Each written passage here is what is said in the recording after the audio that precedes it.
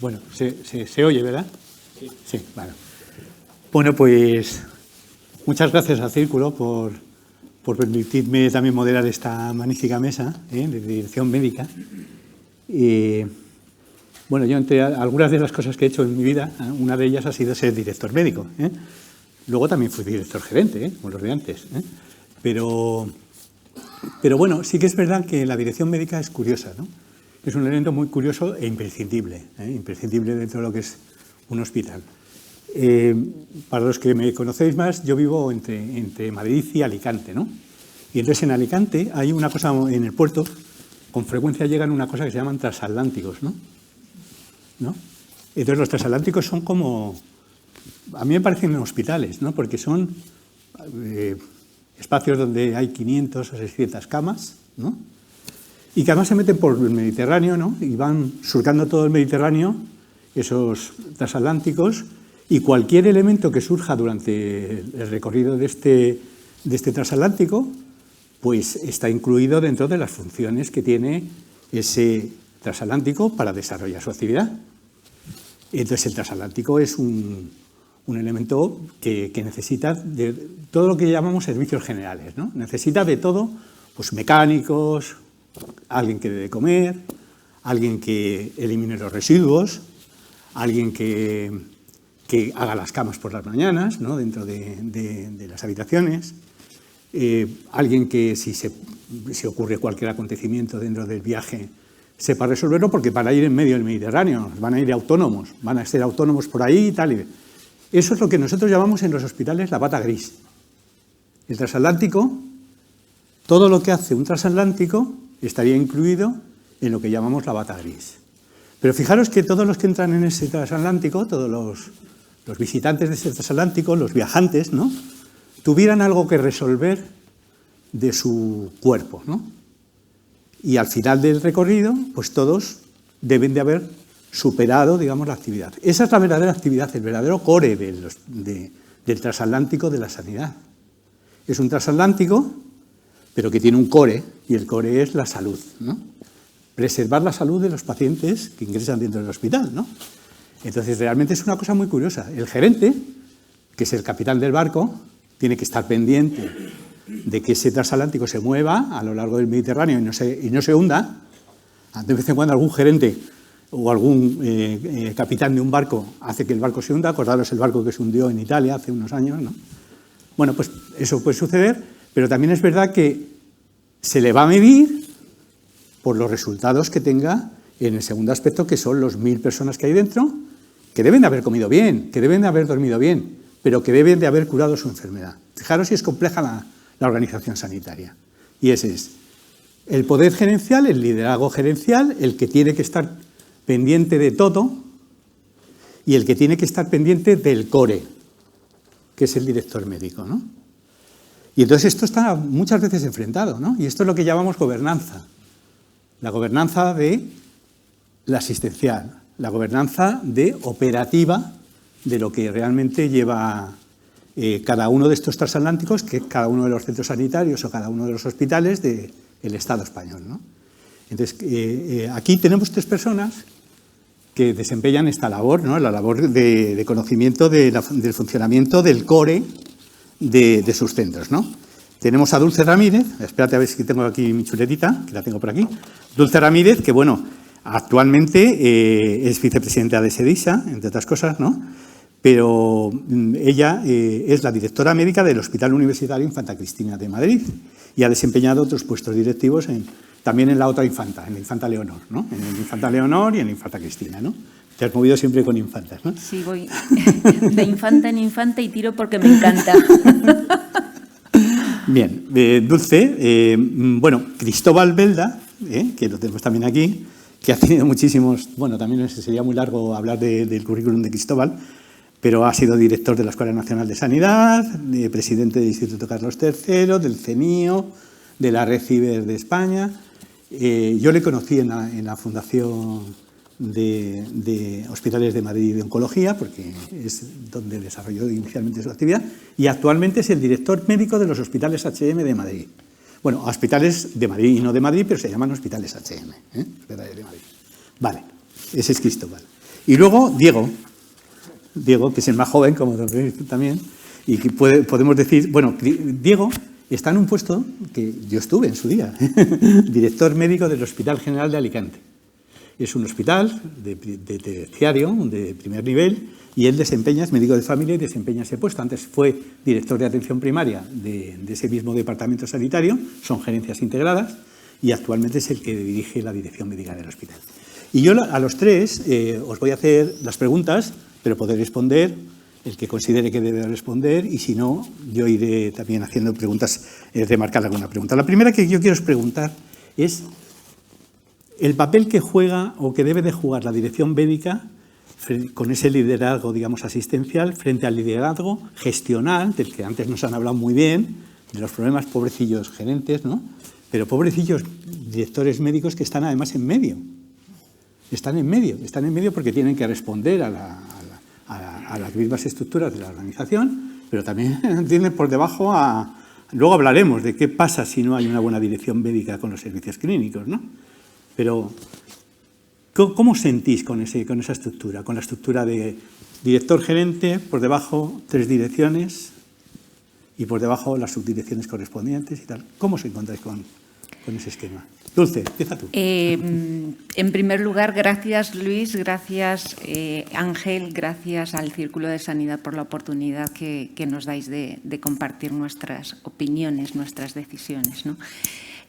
¿Cómo me siento? Yo me siento muy bien, pero es que todo, como tú te sientas depende de tus expectativas. Yo siempre digo que estoy donde quiero estar y hago lo que quiero hacer, y a mí me gusta ser directora médica. Antes me gustaba ser otra cosa, ahora quiero y me gusta ser directora médica.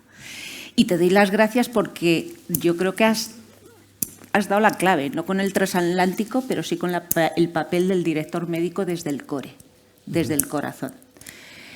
Creo que el director médico juega un papel muy importante en la coherencia de la gestión y de la gobernanza clínica y asistencial. Y esa coherencia es intentar llevar a cabo todos esos objetivos que estábamos hablando de objetivos. ¿Se cumplen los objetivos? Se tienen que cumplir. Se deben cumplir, no todos. Se tienen que cumplir los objetivos que realmente aportan valor. Y en ese valor tenemos que estar todos presentes y tenemos que tomar todos decisiones. No solamente los gerentes, no solamente los directores médicos, que somos los que realmente facilitamos, digamos, garantizamos que se puedan conseguir, sino que están los profesionales y están los pacientes. Y es que el valor es distinto para cada uno que se le pregunte. Hablábamos antes del valor de la sociedad y también hay que tenerla presente desde el liderazgo, porque también el director médico sin duda tiene que tener un liderazgo. Y nos decía antes, nos decías tú, ¿y qué liderazgo necesitamos para llegar a la sanidad que necesitamos en el futuro? Pues depende de las necesidades que tengamos. El liderazgo del director médico tiene que ser un liderazgo estratégico, pero sobre todo un liderazgo compartido, un liderazgo participativo, un liderazgo que haga que todos los profesionales se sientan implicados en la consecución de los objetivos y que esos objetivos sean también compartidos con la gestión. Por lo tanto, es bastante difícil coordinar todo esto. Pero no es difícil siempre y cuando estemos bien formados. Y para eso se dice, y ahora hablo de mi libro, formamos. Como antes también decía Ángel, formamos muy bien. No solamente a los profesionales, sino también a los directivos. Porque no hay que nacer con todas esas competencias que decía Gemma que son necesarias y, por supuesto, son necesarias. Se pueden aprender.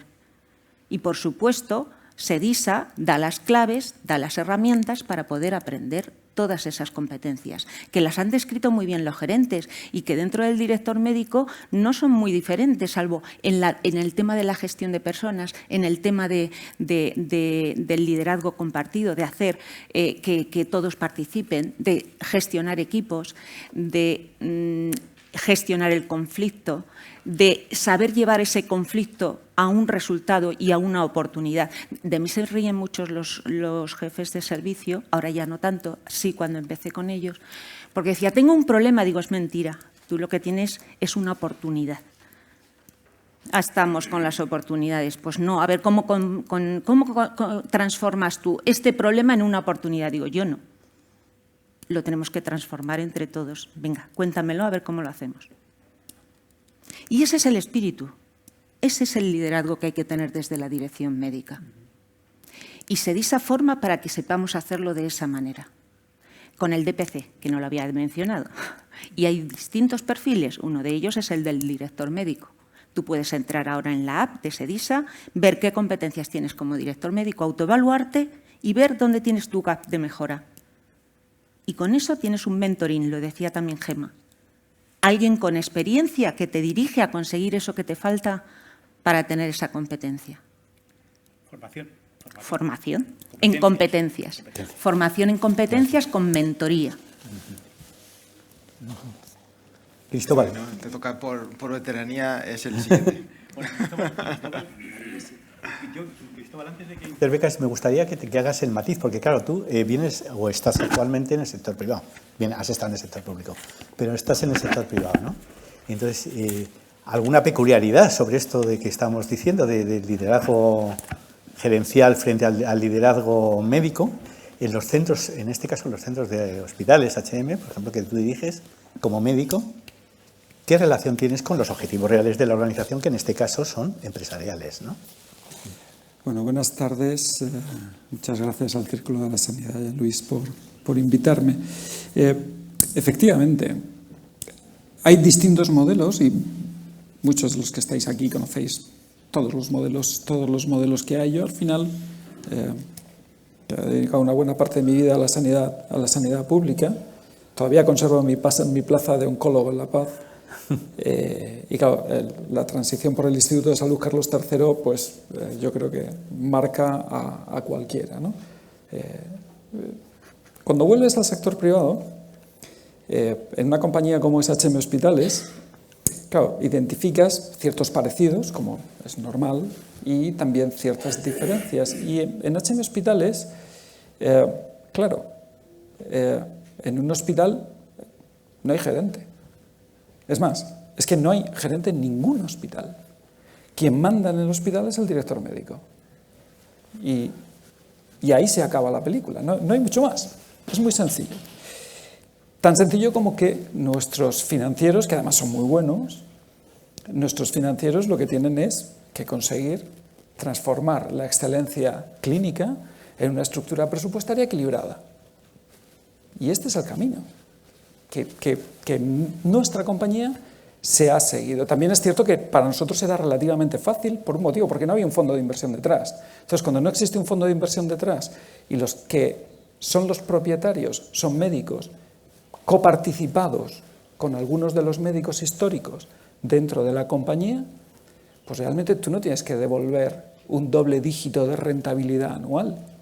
Y al no tener que devolver un doble dígito de rentabilidad anual, pues generalmente, y os lo dice un oncólogo que normalmente se ha fundido todos los presupuestos de los hospitales y los gerentes siempre nos han tenido en alta estima a los oncólogos, ¿no? Y últimamente está la cosa mejorando porque ya hemos llegado a los 6 dígitos en los precios de los tratamientos. Bueno, esto tiene su punto, ¿no? Pero lo que quiero decir es que al final nosotros no tenemos gerentes, nuestro modelo es el liderazgo absoluto, es el del director médico, no hay otra. El director médico es el responsable de todo lo que ocurre dentro del hospital, responsable desde la cafetería, pasando evidentemente por todos los equipos de soporte más o menos asistencial, porque asistencial es todo el mundo, hasta los jefes de servicio y hasta la estructuración salarial, la estructuración de qué servicios son los que se terminan prestando. ¿Eso significa que no existe una perspectiva económica? No, por supuesto que no, claro que existe una perspectiva económica, igual que existe una perspectiva económica en cualquier otro sitio, ¿no? Y en este sentido, siendo una entidad con ánimo de lucro, que además nos sentimos orgullosos de ello, sobre todo porque pagamos impuestos. Es decir, cuando esto tiene su peculiaridad también, ¿no? Es decir, realmente el objetivo empresarial es hacer la mejor medicina posible y conseguir que la compañía pueda sobrevivir un año más. Este es el objetivo. Y así, bueno, los fundadores de la compañía, que eran médicos, la fundaron durante 35 años, la compañía ha seguido tirando, en estos momentos atendemos casi 5 millones de personas distintas en España, tenemos 50 centros, acabamos de comprar, se anunció hace unos días, más centros en Barcelona y hemos llegado ya a Girona, y nos va relativamente bien sin tener gerentes en los hospitales. A lo mejor el día de mañana la cosa puede ser distinta, pero bueno, pues un modelo diferente, ¿no? Diferente. Muy bien, muy buena experiencia. O sea, y sostenibilidad, ¿no? Sostenibilidad. Por supuesto, es que el sí. objetivo de sostenibilidad, pero sobre todo a través de la calidad asistencial y la excelencia, ¿no? Bueno, Diego, tú eres el más joven y te hemos dejado el último, ¿eh? Pero sin embargo, bueno, queremos saber tu opinión también sobre el enfrentamiento de liderazgos, ¿no? El liderazgo gerencial frente al liderazgo asistencial, ¿no? Pues yo, en mi experiencia, tengo dos puntales muy importantes. Uno es que mi gerente no es médico y enlazo con el otro punto, y es que Alicante tiene 2 departamentos de salud, uno que es el Hospital General de Alicante, o el Dr. Balmis, que es el hospital gordo, el bueno, y otro hospital un poco más pequeño que es el departamento de San Juan.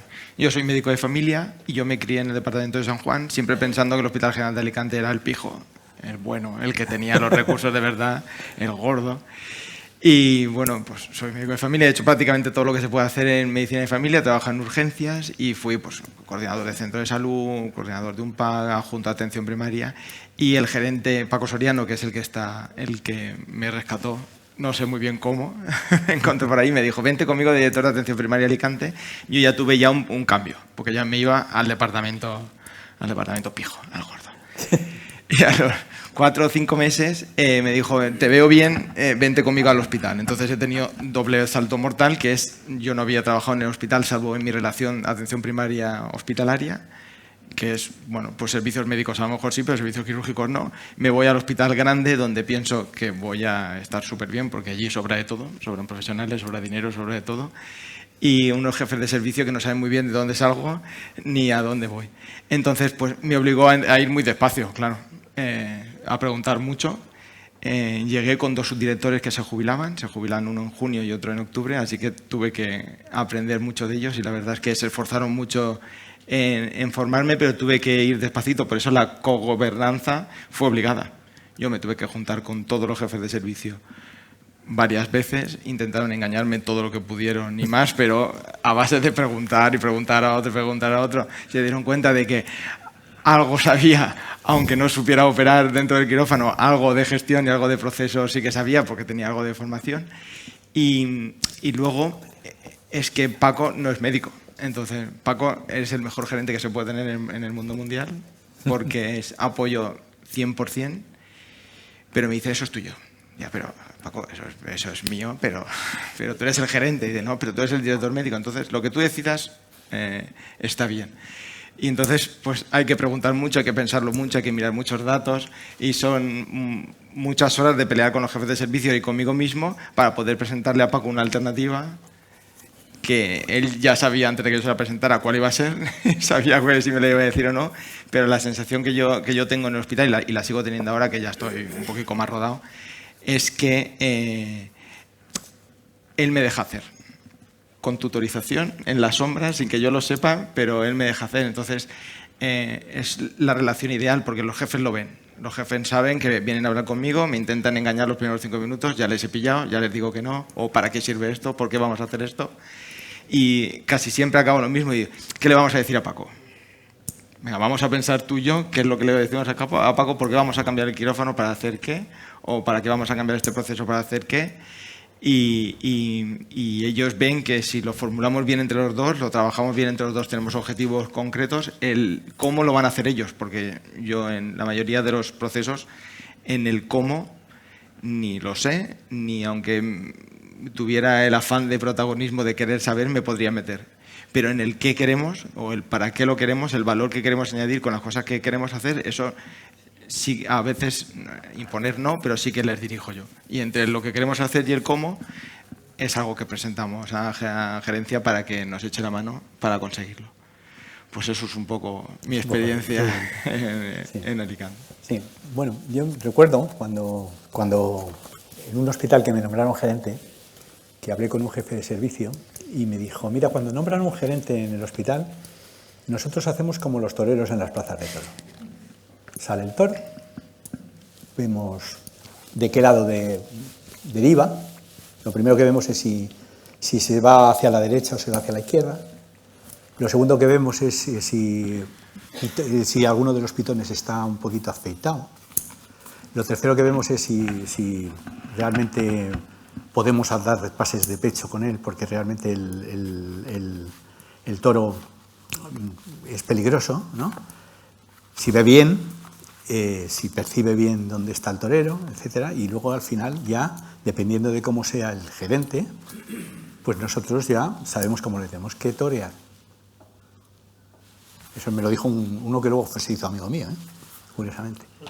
Pues la pregunta es la siguiente, porque cuando no hay un liderazgo clínico, es difícil que no se establezcan los reinos de taifas en el centro. Es decir, que cada uno actúe como su propio hospital, que cada servicio funcione como un hospital. La importancia del director médico, bajo mi punto de vista, estriba en ser capaz de transmitir los objetivos de la organización, que vienen de arriba, del gerente, ¿no?, hacia la organización abajo, que tienen su excelencia clínica cada uno, y además algunos son catedráticos, como tú en algunos hospitales tenéis catedráticos, ¿no? Y entonces evidentemente pues vais a tener problemas de gestionar esto. Si no ejerces el liderazgo, lógicamente va a haber una escapada, ¿no? Una escapada hacia el reino de taifas, ¿no? Entonces, ¿cómo se puede transmitir una orden, digamos, de eficiencia, de retención del talento, como han hablado ellos al principio, todas estas cosas, cómo una dirección médica debe de transmitir a luego abajo? O sea, cómo conseguir estar abajo y estar arriba al mismo tiempo. Esto es complicado, ¿eh? Pero sin embargo es lo más interesante, probablemente, la dirección médica, ¿no? Yo, en el símil, porque me encantan tus similitudes, espero que no nos vean los jefes a los directores médicos como los banderilleros. Digo, si el gerente es el torero, espero que nosotros no seamos los banderilleros. Intentamos no serlo. Algunos son el picador, ¿eh? Intentamos no serlo. ¿Cómo se transmite? Mira, te lo voy a contar con un ejemplo. Cuando yo llego a un hospital, yo trabajo en como decía, voy de infanta en infanta. Me voy del Leonor Vallecas al de Parla. El de Parla es más pequeño, pero muchísimo más complejo por ser más pequeño, porque la estructura es mucho más pequeña también. No solamente la estructura asistencial, no solamente los recursos, sino también la estructura del equipo directivo. Por lo tanto, el director médico hace de todo. Yo no tengo subdirectores, no tengo ahora mismo ni jefa de admisión, con eso ya te lo digo todo. Ni el coordinador del bloque quirúrgico, o sea, de todo. Haces de todo un poquito. Entonces, es una población de 180.000 habitantes, 40% de migración, la mayoría magrebí. Hay muchos chinos, pero esos no los vemos, no los vemos por el hospital. Los chinos no se mueren. No. Una población complicada y sin mucho arraigo, porque eso yo creo que es la principal diferencia con esa población vulnerable que también había en Vallecas, y es el arraigo. Vallecas había mucho arraigo a su hospital y eso marca mucha diferencia, no solamente en la forma de gestionar, no solamente en las necesidades y exigencias de la población, sino también en la forma de dar los servicios de los propios profesionales, que tienen que vivir con eso todos los días. Y entonces, cuando yo llego, lo primero que hago es una ronda, evidentemente lo mismo que tú. A mí también me intentan engañar, como a todos, pero eso no va en la edad. Ya no. Bueno, yo pensé al principio que sí. No. Entonces, vamos a ver, ¿cuáles son vuestros retos? Yo ya tengo una estructura, yo ya tengo una estrategia en el hospital. Tenemos un plan estratégico, un plan operativo, todo eso evidentemente lo compartimos con ellos, se lo hacemos ver en un día que le llamamos un día sin jefes, que es que el hospital sí queda sin jefes y nos los llevamos nosotros a contarle la estrategia, pobrecillos. Bueno, pues después de ese día sin jefes donde contamos la estrategia, pues, ¿cuáles son vuestros retos? Un Da Vinci, podéis imaginar quién. Un Maco. No, yo lo que quiero es tener teledermatología. No, yo quiero tener una unidad de gestión clínica en salud mental. Bueno, es que son todos muy loables. Es que son retos muy loables. ¿Cómo les llevas a tu estrategia, que tienen que ser la suya y tienen que compartirla y verla, diciéndole y presentándole resultados y números? ¿Sabéis cuántos anestesistas tenemos? Pues de 16 ahora mismo tenemos 7. Eso quiere decir que no es que la tengamos en lista de espera, es que no tenemos pacientes aptos para operar. ¿Cómo te voy a dar un Da Vinci? Si no tenemos pacientes aptos para operar, no que no tengamos pacientes para operar, aptos para operar. Innovamos. ¿Cómo innovamos?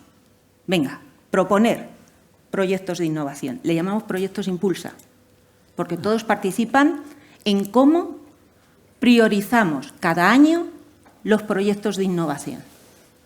Impulsan al hospital y a la estrategia del hospital. Bueno, pues de esto yo lidero uno. Tenemos cuatro bloques de proyectos liderados por el equipo directivo, pero siempre con algún jefe, algún supervisor y algún profesional de base. Uno es innovación y tecnología, otro es personas, y cuando hablamos de personas son profesionales. Otros son el de pacientes, el paciente en el centro, y el de la SOT y sostenibilidad. Y cada uno pues presenta ahí sus retos, sus proyectos, se priorizan, se estudian.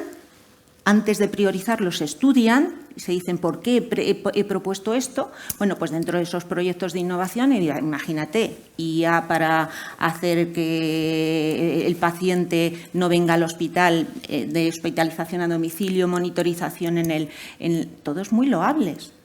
¿Cuál salió? Salió uno que hemos llamado, y vamos a presentar ahora en unos premios, el proyecto Promudol. Promudol es proyecto multidisciplinar del dolor, porque era muy transversal a la mayoría de los servicios, por lo tanto no gestionan servicios, no son reinos de taifas. Aquí gestionamos decisiones que aporten algo de valor al paciente, proyecto multidisciplinar del dolor, donde le quitamos peso al anestesista, que es el que llevaba la unidad del dolor, porque imagínate eso con la del 50% de anestesista y unidad del dolor que llevaba solamente anestesia, pues no había de nada. Por lo tanto, vamos a hacer cómo reorganizamos ese proyecto, incluyendo técnicas de más profesionales para el dolor, donde el anestesista solamente haga unas técnicas muy concretas y enseñe también a hacer esas técnicas a otros para que pueda aportar más valor en otro sitio donde también se le necesita. Y ya tenemos resultados. Resultados que tienen que ser por parte del profesional y por parte del propio paciente.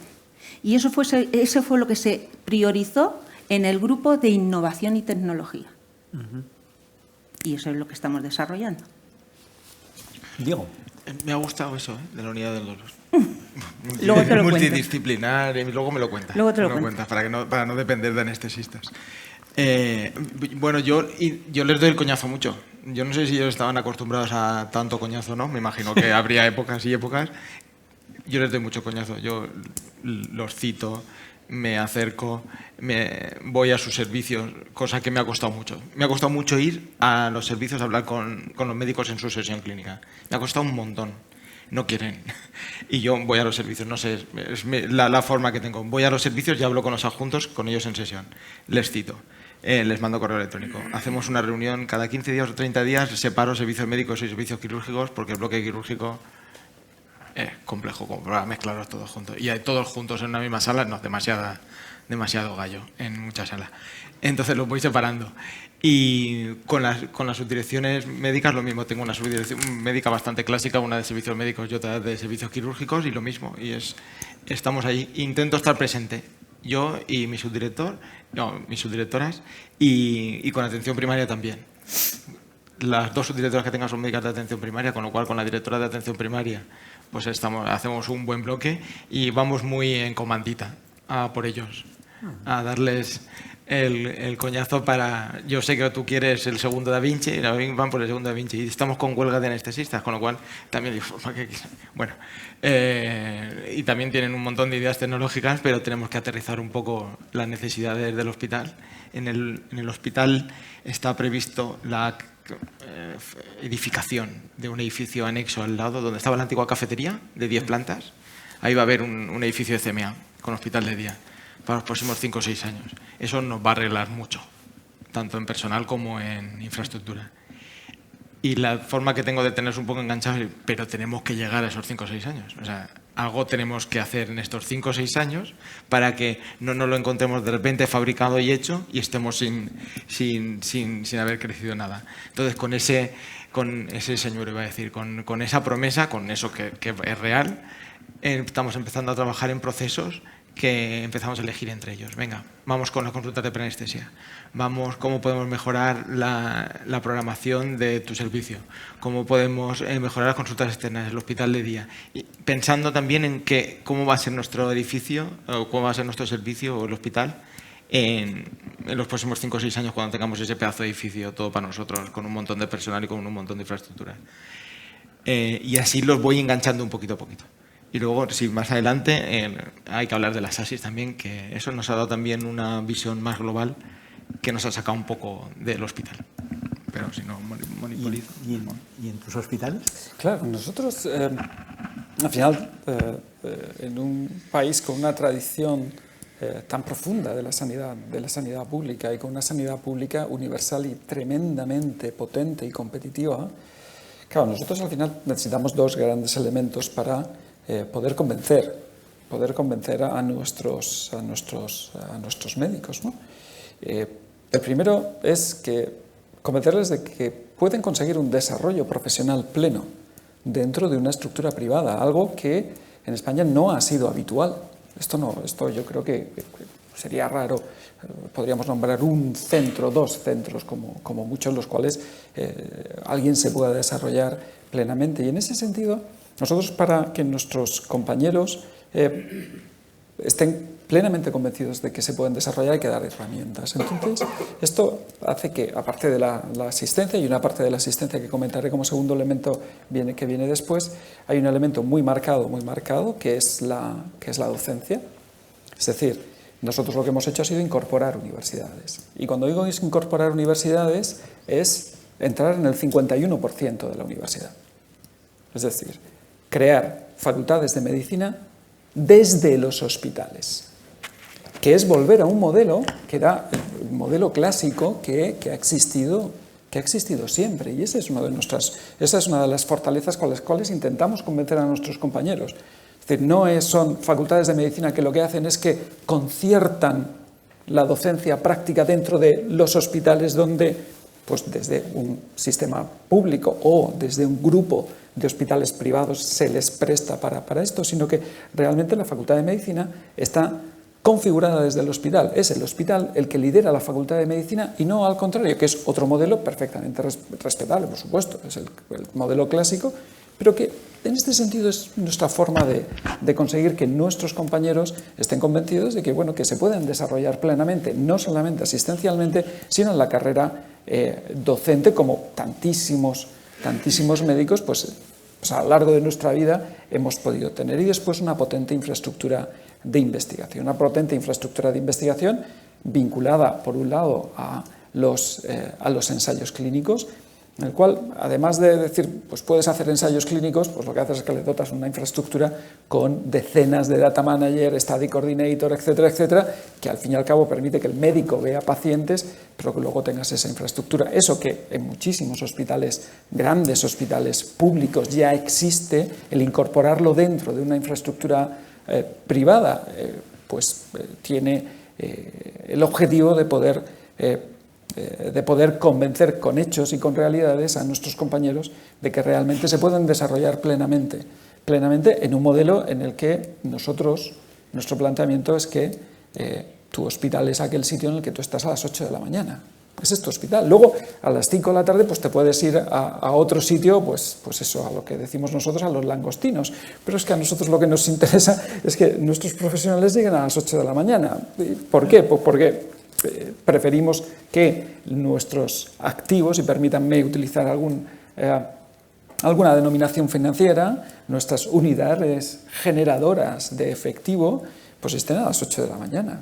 Y para eso tienes que ser competitivo, no solamente en la oferta asistencial, sino otra serie de cosas que complementan perfectamente la carrera de un médico. Y después, en lo que es la parte asistencial, claro, puedes dar universidad, puedes dar centro de investigación, puedes dar lo que quieras.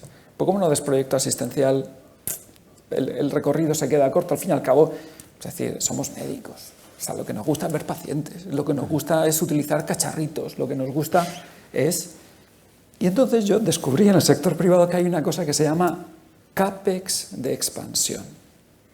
Entonces, claro, esto que después de 15 años en el sector público te encuentras con que hay una cosa que no está ni en capítulo 2, ni en capítulo 4, ni en capítulo 7, sino que es una cosa en la que tú, con eso, puedes gastarte 3,5 kilos y comprarte un Da Vinci SP. Y tienes haciendo cola a, pues, 6 servicios quirúrgicos que quieren operar una mama con el Da Vinci SP, que quieren hacer cirugía de otorrino o maxilofacial, que te quieren operar un pulmón, o que además de las cirugías convencionales como es la gine, la uro y la cirugía general. Y si además tienes la posibilidad de traerte un Da Vinci 5, pues resulta que tu cirujano cardíaco es que te hace las cirugías. Todo esto evidentemente con un equilibrio con el sector asegurador, porque al final el 95% de nuestro trabajo. Nosotros no trabajamos en concierto con el sector público porque pensamos simplemente que nuestro modelo es un modelo que va separado y que no entramos en esto, que es perfectamente legítimo, pero nosotros no es lo nuestro. Pero claro, tienes que entrar con el segmento asegurador donde, bueno, pues los financieros, que para eso están, son los que tienen que emplear todo el talento que tienen para conseguir que los clínicos, que tienen que emplear todo el talento que tienen, y que como mínimo el talento del financiero y el talento del clínico tienen que estar al mismo nivel, pues pueden desplegar. En consecuencia, nuestro modelo para conseguir transmitir no transmitimos ningún tipo de instrucción, porque no hay forma de transmitir instrucción. Como bien dices, muchos de nuestros compañeros son catedráticos de universidad. También es cierto que algunos de los directivos no andamos cojos en números de papers, ¿no? Entonces, esto también nos permite hablar en un nivel más o menos similar, o nos da mucha ¿no? Entonces, más allá del alegato de soberbia, que queda bastante feo, pero, en fin, me comprendéis. El ejercicio nuestro es universidad, pero universidad desde el hospital, no universidad con otro modelo. Es muy interesante porque ustedes han hablado de elementos motivadores, ¿no? Elementos motivadores de los profesionales, ¿no? O sea, en diferentes niveles. Yo diría, y me vais a ver el plumero perfectamente, o sea, es como una mezcla de Zidane como entrenador, de Ancelotti y un poquito de Mourinho también. O sea, todo junto, ¿no? O sea, ya digo que me vais a ver el primero porque sabéis de qué equipo soy, ¿no? Ya con esos tres, ¿no? Pero bueno, está claro que sí, que es un tipo de liderazgo del director médico que incluye elementos motivadores relacionados, por ejemplo, con la participación de los profesionales en la toma de decisiones clínicas, que tiene que ver con introducir todos los aspectos docentes dentro de lo que es el propio core de la organización y, por tanto, motivarles en el sentido de universidad, y también, al mismo tiempo, para ser participativo en las tomas de decisiones de ellos. O sea, no solo que ellos participen en tu toma de decisiones, sino tú también participas de ellos. Pero hay una pregunta que yo quiero hacer. Vamos a ver, una cosa que no se puede hacer es decirle a una persona que está debajo de ti, tienes que hacer esto y lo tienes que hacer de esta forma. O le dices que hagan de esta forma las cosas, o le dices cuál es el logro que tiene que conseguir. Pero no le digas cómo tiene que conseguir el logro, porque si le dices eso, lo que le estás forzando es a encorsetarle a tu sentimiento de cómo tiene que hacer las cosas. Y eso se llama medir los resultados o medir el procedimiento para hacer las cosas. Entonces, ¿qué es más importante para un director médico? ¿Medir los procedimientos de un centro sanitario o medir los resultados de un centro sanitario? ¿Tú qué prefieres medir? Los resultados. ¿Tú también los resultados? Yo también, sí. Y vosotros y tú también los resultados. Pero no sé si lo hacemos mucho, ¿no? Luego, no forzáis a los servicios nada más que en los resultados obtenidos y luego les dais a cambio un beneficio por esos resultados que obtenéis. Bueno, lo que podemos. Sí es verdad que también se pacta con ellos lo que nosotros llamamos DPO, Dirección por Objetivos. Es decir, nosotros trasladamos esa estrategia y el plan estratégico, pero también el contrato programa, que no nos mide resultados, por lo tanto, ahí hay una barrera importante, porque nos están midiendo proceso, qué haces, pero no puedes trasladar al jefe de servicio, al adjunto y a cualquier otro facultativo que tenga dentro de su servicio solamente a la dirección por objetivos que te marca el SERMAS, porque eso es productividad pura y dura, sino también a la estrategia y a su propia inquietud y reto. Por lo tanto, nosotros la DPO la tenemos dividida además así, objetivos estratégicos, objetivos operacionales de contrato programa, objetivos del propio servicio y objetivos individuales. Y todos cuentan. Todos cuentan para conseguir al final un resultado. Y claro que queremos medir resultados. Y decimos, ¿estamos preparados para medir resultados? No, pero es que no podemos en este momento de la vida y de la vida gerencial y de la gestión no estar preparados para medir resultados con las herramientas que tenemos. Así que ya va siendo hora de que nos preparemos. Ya va siendo hora de que tengamos claro qué es lo que tenemos que medir, cómo lo tenemos que medir y para qué lo tenemos que medir, que es lo más importante. Esto es muy difícil, pero ¿cómo no va a ser difícil trasladar esto a los servicios si no lo tenemos a los servicios, a los jefes de servicio, a los facultativos, si no lo tenemos claro, los propios directivos? Porque decimos, cuando medimos resultados en salud, ¿qué es lo que estamos midiendo? Ya nos vamos a los PREN, las expectativas de los pacientes, a los PRON, la calidad de vida, a los CRONS, los objetivos clínicos, a todo esto con un coste, que es el gerencial. ¿Y qué pesa más? Al final, ¿cuál es la fórmula que dice esto impacta en la salud ya no de los ciudadanos, sino de la población, que hay que tener más allá? Hemos dicho que hay que cumplir también las expectativas de la sociedad. Si no lo tenemos claro, ¿cómo lo vamos a bajar? Pues claro que es muy difícil, pero no tenemos que desistir en el intento, tenemos que ayudarnos de las herramientas que hasta ahora mismo tenemos. Y la IA aquí nos puede ayudar muchísimo, porque la IA maneja mucho mejor que nosotros los datos. Y es que medimos mucho, pero innecesario. Hay que medir menos y mejor. Yo diría que medimos mucha actividad y pocos resultados. Claro. Sí.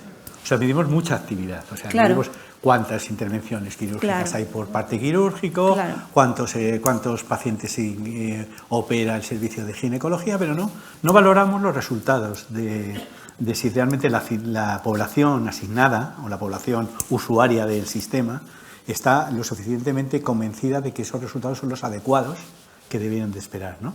Entonces, nos cuesta trabajo medir los resultados. Yo había reservado lo de la inteligencia artificial para la última pregunta. Bueno, ¿vale? Vale. A ver, ¿Actividad o resultados? A ver, me encantaría medir más resultados de los que mido, pero la realidad es que medimos actividad y la verdad es que la actividad la medimos, como son números, y los números tienen muchos puntos de vista, aunque parezca mentira.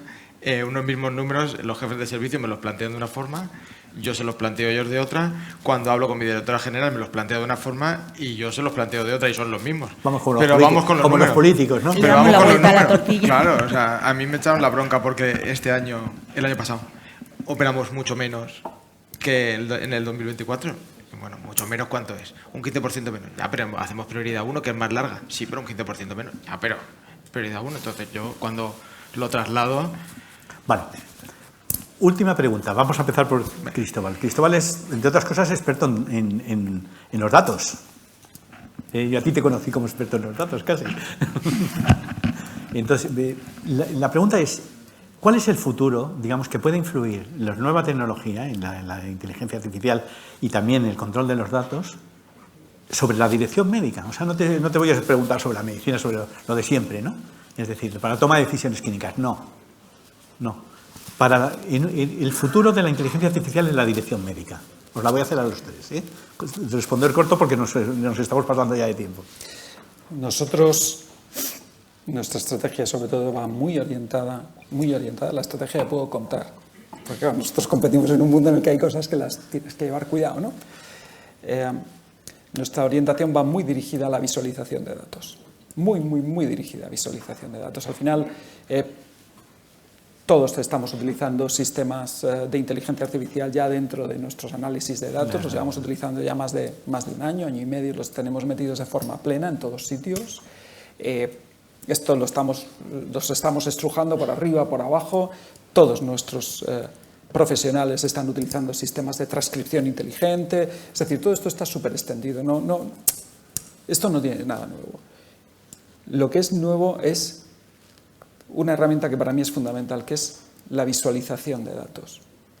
O sea, si somos capaces de conseguir que yo consigo que mis directores médicos en Galicia, en Cataluña, en Andalucía, en Madrid, en Castilla y León, sean capaces de enfrentarse a los millones y millones de datos que incluyen resultados. Nosotros al final tenemos que publicar resultados de supervivencia, resultados de mortalidad. ¿Pero por qué? Pues porque es que si no, los pacientes no nos van a elegir. O sea, es que no nos van a elegir. Si tienen un sistema público excelente, extremadamente competitivo, o yo publico resultados acerca de que mi ratio de mortalidad ajustada a complejidad está por debajo de 1, o publico eso independientemente de que las personas sepan buscar eso o qué significa. Eso ya depende de cada uno. Pero la realidad es que nuestro objetivo es la visualización de datos, que nuestros directores médicos sean capaces de ver qué es lo que está sucediendo y entiendan lo que significan las proyecciones, es decir, utilizar un prophecy. Pero nadie va a utilizar un prophecy, lo que necesitas es que te lo enseñen y tú digas, corcholis, es que esto lo entiendo, es que esto es lo que parece que podría ser lo que va a ocurrir y en consecuencia me obliga a tomar una decisión anticipatoria. Para mí, la herramienta, la inteligencia artificial, el futuro, va a estar muy vinculado a ser capaces de tomar decisiones anticipadas ante eventos que no tienen que ocurrir dentro de 50 años, que es que tienen que a lo mejor van a ocurrir dentro de 4 meses o dentro de 6 meses. Eso es lo que yo creo que... Diego. Yo estoy totalmente de acuerdo con él y el futuro lo veo como él lo dice, no sé cómo, pero creo que es el futuro. A mí el presente, la inteligencia artificial, me ha cambiado la vida a nivel de eficiencia en mi trabajo diario. Hoy, ya, desde hace 6 meses aquí, no me ha quitado un segundo de trabajo, porque no trabajo un segundo menos, pero soy mucho más eficiente. Pero sobre todo a la labor administrativa. Pero estoy de acuerdo con él en que en el futuro, si nos enseñan a proyectar y a predecir, y seguro que lo hacen, vamos a ser mucho mejores. A mí en la seguridad en la toma de decisiones, el hecho de saber que gracias a la inteligencia artificial, que lo que está haciendo al fin y al cabo es manejar un montón y medir un montón de datos, que yo soy incapaz de hacerlo, voy a tener menos riesgo en la toma de una decisión, me da mucha seguridad a la hora de gestionar. Mucha. Pues esta ha sido la mesa. Como veréis, yo creo que ha sido bastante interesante y da gusto hablar con este eslabón ahí intermedio de la cadena, que no se sabe si es intermedio, core o lo que sea, ¿eh?